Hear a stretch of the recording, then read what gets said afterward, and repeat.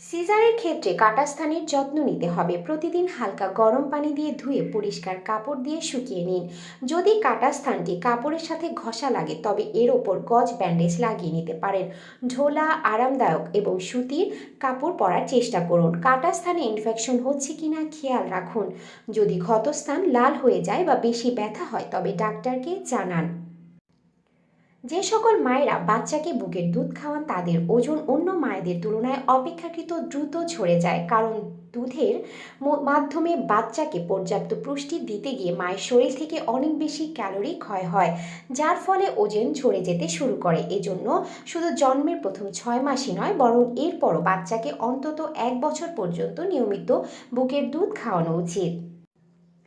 সবশেষে মনে রাখতে হবে, প্রসব পরবর্তী 6 থেকে 7 সপ্তাহ পর মাকে অবশ্যই একবার চিকিৎসকের কাছে যাওয়া উচিত।